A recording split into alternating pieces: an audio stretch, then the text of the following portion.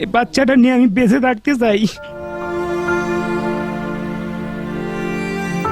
যে বয়সে কাঁধে তুলে নেওয়ার কথা ছিল পুরো পরিবারের দায়িত্ব, ঠিক সেই বয়সে মৃত্যুর সঙ্গে প্রতিনিয়ত পাঞ্জা লড়ছেন নাটোরের যুবক রনি আহমেদ। একসময় স্ত্রী, ছোট সন্তান আর বৃদ্ধ বাবা মাকে নিয়ে ছিল তার সুখের সংসার। আজ সেই ঘরে নেই হাসির শব্দ, আছে শুধু দীর্ঘশ্বাস, কান্না আর অনিশ্চয়তার অপেক্ষা।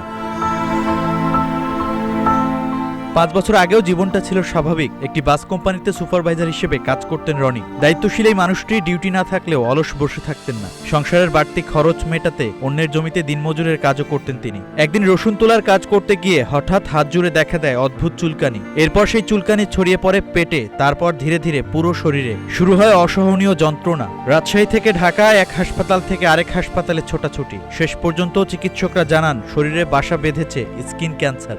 পিজি হাসপাতালে যায় দেখাইলাম, ডাক্তার আমাকে বায়োপসি করে ধরা পড়ছে আমার স্কিন ক্যান্সার। এই বাচ্চাটা নিয়ে আমি বেঁচে থাকতে চাই। ডাক্তার বলছে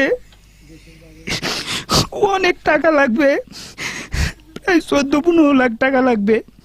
এখন আমার ফ্যামিলির থেকে দেবার মতো কোনো ক্ষমতা নাই। এরপর থেকেই যেন থমকে যায় একটি পুরো পরিবারের জীবন। ছেলেকে বাঁচাতে যা ছিল সবই বিক্রি করে দিয়েছেন বাবা। জমি জমা সঞ্চয় সব শেষ।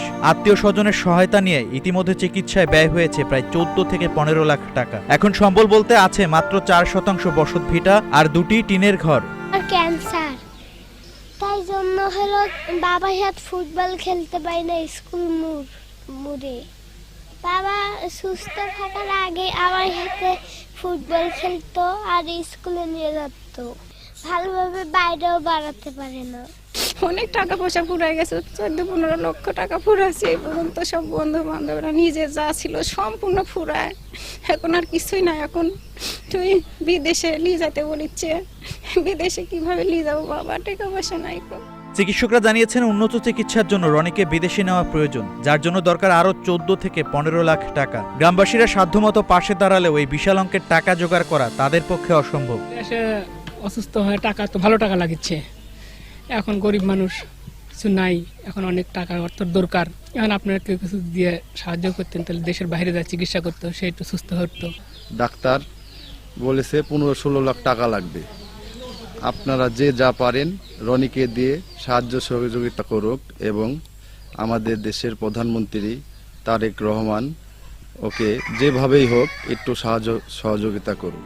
একজন পরিশ্রমী যুবকের জীবন কি থেমে যাবে শুধু টাকার অভাবে? একটি ছোট্ট শিশুর মাথা থেকে কি হারিয়ে যাবে বাবার স্নেহের ছায়া? বৃদ্ধ বাবা মায়ের বুক কি চিরদিনের মতো শূন্য হয়ে যাবে? সমাজের বিত্তবান, হৃদয়বান ও মানবিক মানুষের সামান্য সহায়তাই পারে মৃত্যুর দুয়ার থেকে ফিরিয়ে আনতে রনিকে। পারে একটি শিশুর মুখে আবারও ফিরিয়ে দিতে বাবাকে ডাকতে পারার হাসি। পারে একটি পরিবারের নিভে যাওয়ার প্রদীপে আবারও জ্বালাতে আশার আলো।